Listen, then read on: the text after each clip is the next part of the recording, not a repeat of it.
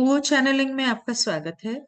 Quo channelling में यहाँ पर हमारे पालतू जानवरों के बारे में पूछा गया और हम जो घर में पेट्स रखते हैं उनके बारे में किसी ने पूछा कि अगर हम धरती जो है वो चौथी घनत्वता में जा रही है और हम अगर धरती के साथ जाएंगे तो क्या हमारे पालतू जानवर भी हमारे साथ इस धरती के ऊपर हमारे साथ रहेंगे या वो कहीं और जाएंगे। ऐसा एक्चुअली क्या होगा अम, हमारे साथ रहने के लिए दूसरी घनत्वता से तीसरी घनत्वता में जो जानवर जाते हैं तो क्या वो धरती पे हमारे साथ होंगे या नहीं होंगे।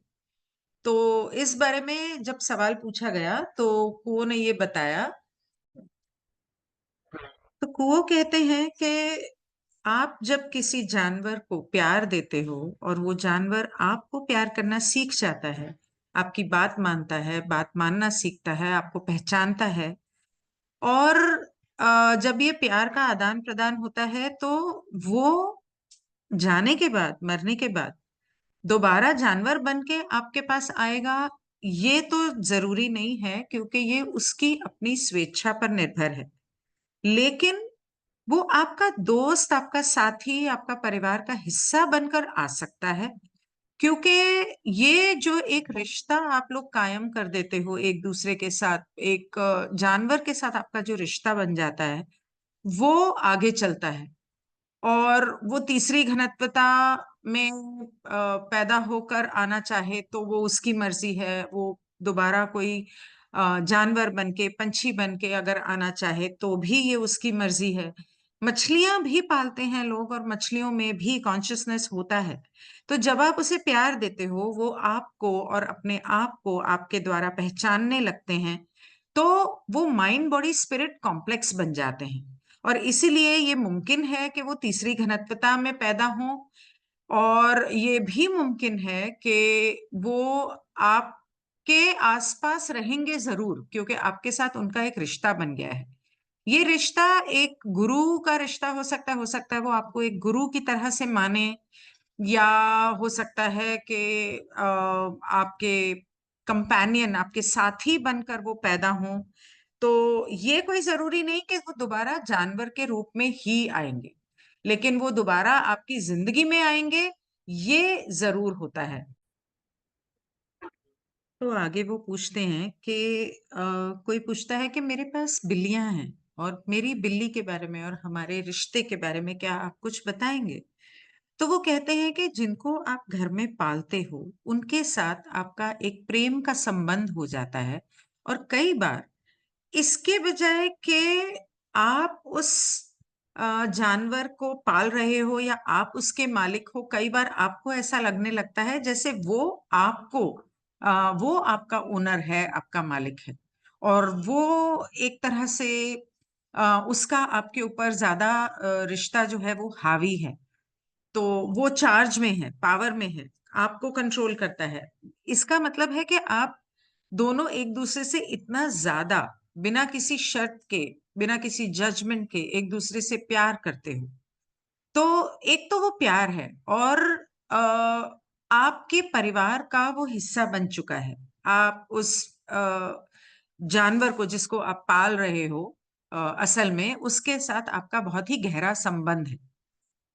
दूसरा, वो आपसे, आपकी जिंदगी में आपके परिवार का हिस्सा बनने आए हैं। और दूसरी जो वजह होती है वो ये होती है कि जब आप किसी जानवर को पालते हो, खास करके जो बिल्लियां होती हैं, आपकी जिंदगी में जो आपकी ऊर्जा है, चाहे वो मानसिक, भावनात्मक या शारीरिक स्तर पे हो, आपकी ऊर्जा जब कहीं ऊपर नीचे हो जाती है, उसमें इम्बैलेंस आ जाता है, संतुलित नहीं होती, तो ये जानवर आपकी ऊर्जा को संतुलन में लाते हैं। ये आप चाहे वो किसी भी स्तर पे हो, उनको बहुत जल्दी पता चल जाता है और वो आपकी इस ऊर्जा को, जो इम्बैलेंस है, असंतुलन है, उसको संतुलन में लाने में मदद करते हैं। तो ये दूसरा हो गया, दूसरा तरीका कि ये आपकी जिंदगी में कैसे आपकी हेल्प करते हैं।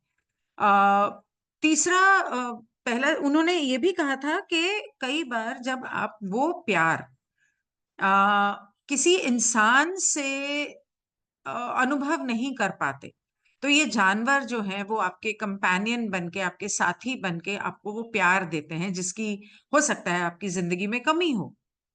तीसरा वो कहते हैं कि अब जब धरती पूरी तरह से, ये चैनलिंग 2005 में हुई थी, और अब जब धरती पूरी तरह से चौथी घनत्वता को अपने अंदर समा चुकी है, उसके अंदर इतनी गहराई से जा चुकी है, तो यहाँ पर निस्वार्थ प्रेम, इतनी निस्वार्थ प्रेम जो है उसकी ऊर्जा काफी फैल रही है। ऐसे में अम, ऐसे में एक एक minute, let me just check what was that. हाँ, वो ये कह रहे थे कि चौथी घनत्वता में जब धरती चली गई है और यहाँ पर इतना प्रेम और निस्वार्थ प्रेम है, ऐसे में अपनी रोजमर्रा की जिंदगी में जब आप कहीं आते जाते हैं, लोगों के साथ मिलते हैं, तो कोई नकारात्मक ऊर्जा या असंतुलित ऊर्जा आपके आसपास आपको छूती है या आपकी जिंदगी पे असर करती है, उसको संतुलन में लाने के लिए ये जो आपके प्राणी हैं, जो पालतू जानवर हैं, वो मदद करते हैं, वो उसे संतुलन में लेकर आते हैं। आगे वो कहते हैं कि ये जानवर सिर्फ इतना ही नहीं करते, ये जैसे शमानिक कल्चर में इनको टोटेम एनिमल्स बोला गया है। मतलब कि ये ईश्वर का संकेत आपके पास लेकर आते हैं, ईश्वर का के मैसेजेस, संदेश आपके पास लेकर आते हैं, और ये कई बार आपकी सुरक्षा करते हैं। और ये, अगर समझो आपका कोई जानवर गुजर भी गया है, तो भी ये आपके पास होते हैं, आपकी सुरक्षा करते हैं, आपके सपनों में आके। जैसे कुछ लोगों के, हर एक के अलग अलग टोटेम एनिमल्स होते हैं, किसी का उल्लू हो सकता है, किसी का कौवा हो सकता है, किसी का कुत्ता बिल्ली हो सकता है, किसी का बाज हो सकता है।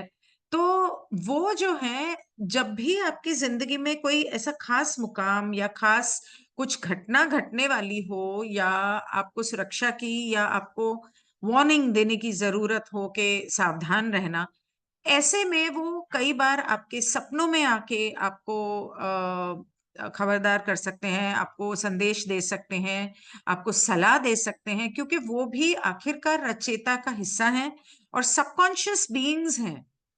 तो खास करके अगर वो आपके पालतू जानवर रह चुके हैं, कोई बिल्ली भी हो सकती है, कोई पंछी भी हो सकता है, कोई मछली भी हो सकती है। कई बार लोगों को सपनों में सांप आते हैं, हो सकता है वो आपका टोटेम एनिमल हो। लोग डर जाते हैं कि मेरे सपने में सांप आया, इसमें डरने की क्या बात है? डरने की तो कोई बात ही नहीं है, क्योंकि सांप वहीं जाता है जहां खजाना हो, और खजाने पे कुंडली मार के बैठता है। सांप शिवजी का प्रतीक है। सांप आपकी जिंदगी का जहर पी लेता है। तो सांप के बहुत सारे अर्थ हो सकते हैं, और कई बार मतलब आपको सपने में सांप भी आ सकता है अगर वो आपका टोटम एनिमल है, या वक्त के साथ आपके टोटम एनिमल्स बदल भी सकते हैं। तो जो जानवर या जो पंछी या कोई भी ऐसी चीज जो आपको बार बार नजर आती है, आपकी जिंदगी में कोई खास घटना घटी, तो आप इस बात को ध्यान दीजिए कि कुछ दिनों पहले या कुछ दिनों बाद या उस दौरान कौन सा जानवर बहुत ज्यादा आपके आसपास था, या आपको सपने में आया था, या आपको क्या कहने की कोशिश कर रहा था, शेर आया था, हाथी आया था, क्या था? तो बहुत सारी चीजें ऐसी हो सकती हैं। तो वो कहते हैं कि एनिमल्स जो हैं, पेट्स जो हैं, वो आपके टोटम एनिमल्स भी हो सकते हैं, और बहुत सारे दुनिया के कल्चर्स में इनको वो जगह दी गई है जहां पर इन्हें बहुत माना गया है। तो ये आपको सलाह देते हैं, आपको रास्ता दिखाते हैं, और इसलिए ये बहुत जरूरी होते हैं। नेक्स्ट क्वेश्चन जो है, आगे कुओं से पूछा जाता है कि हार्वेस्ट के सिलसिले में आप हमारे पेट्स के बारे में हमें कुछ बता सकते हैं? ये समय जहां जब हार्वेस्ट होने वाला है धरती के ऊपर, चौथी घनत्वता में धरती चली गई है, तो हमें इसके बारे में कुछ बताइए कि हमारी जानवरों की हार्वेस्ट के कैसे होगी? तो कुओ कहते हैं कि जब आप कोई जानवर पालते हैं, उसे प्यार देते हैं, तो एक तरह से आप प्रेम का बीज उसके अंदर बो रहे हैं। और जितने सालों वो आपके पास रहता है, धीरे धीरे, कई बार एक जानवर सिर्फ एक इंसान के पास रहता है, और कई बार वो अलग अलग लोगों के पास, यानी कि काफी सारे लोग होते हैं जो एक तरह से उनके मास्टर हो सकते हैं। कई बार एक आपने कुत्ते या बिल्ली को पाला, और फिर साल 2 साल बाद आपका मन किसी वजह से आपको उसे दे देना पड़ा, किसी और ने अडॉप्ट कर लिया, या वो खो गया और उसको किसी और ने पाल लिया।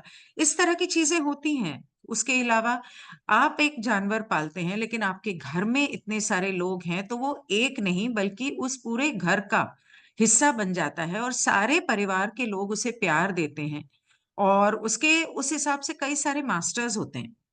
तो आप जब प्यार का बीज उसमें बोते हैं, और वो धीरे धीरे सालों में वो बीज बढ़ता जाता है, वो सीखता है कैसे आपको प्यार देना है, कैसे आपको करुणा और सद्भावना के साथ आपके साथ जीना है, कैसे आपको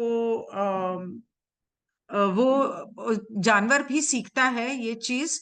और इस तरह से आप उसकी मदद करते हैं, और वो आपकी मदद करता है हार्वेस्ट के लिए। अब होता ये है कि क्योंकि आप उसकी निस्वार्थ सेवा कर रहे हैं, तो आपकी ग्रेड बढ़ती है हार्वेस्ट की तरफ। और क्योंकि वो आपसे प्यार कर रहा है, आपने उसे एक पहचान दी है, तो उसकी थर्ड डेंसिटी की हार्वेस्ट के लिए वो तैयार हो जाता है। तो थर्ड डेंसिटी की हार्वेस्ट के लिए तैयार हो जाता है, और अब वो इसके बाद वो थर्ड डेंसिटी में पैदा होने वाला है। वो सेकंड डेंसिटी में ऑफ कोर्स ये उसकी स्वेच्छा है, लेकिन उसकी हार्वेस्ट के लिए आपने उसे तैयार कर दिया है। कई बार आपने देखा होगा कि बहुत सारे जानवर ऐसे होते हैं जो मंदिर के आसपास रहते नहीं हैं, लेकिन वो मंदिर की तरफ या मस्जिद की तरफ या चर्च की तरफ, या कहीं पाठ पूजा हो रही होती है, तो उस तरफ वो आ जाते हैं, और वहां पर वो आरती के वक्त या पूजा के वक्त वहां पर बैठते हैं, और फिर चले जाते हैं। कई मंदिरों में ऐसा है कि कोई मोर या कोई क्रोकोडाइल वहां पर आता है, प्रसाद खाकर चला जाता है। वो सिर्फ प्रसाद खाने आता है, आरती के वक्त, आरती होते ही प्रसाद खा के वो चला जाता है। ऐसे बहुत सारे किस्से हैं। तो वो आध्यात्म की ओर सेकंड डेंसिटी में ही जाने लग गए हैं। तो सोचो कि थर्ड डेंसिटी में आएंगे तो आ, उन वो कितना तेजी से अपनी आध्यात्मिक उन्नति कर पाएंगे। और बहुत बार ये होता है कि घर के अंदर जो आध्यात्मिक या पूजा पाठ करने वाले लोग हैं, उनसे ये जानवर जो है बहुत क्लोज होते हैं, और जब भी वो पाठ पूजा या मेडिटेशन करने बैठते हैं, ये जानवर आके उनके पास बैठ जाते हैं और उनकी ऊर्जा को लेते हैं। उनकी, क्योंकि जब हम मेडिटेशन करते हैं, पाठ पूजा करते हैं, तो हमारी ऊर्जा जो है वो बढ़ती है ऊपर की ओर, और अच्छी होती है। उस समय पर ये जानवर हमारे पास आके उस ऊर्जा को हमसे भी लेते हैं, और हमारी ऊर्जा को संतुलित भी करते हैं। तो इस तरह से हार्वेस्ट के दौरान जानवर पालना उनके लिए और हमारे लिए, दोनों के लिए ही उतना ही अच्छा है और सही है कि हमारी हार्वेस्ट में मदद मिलती है। Okay, so I will have to stop this.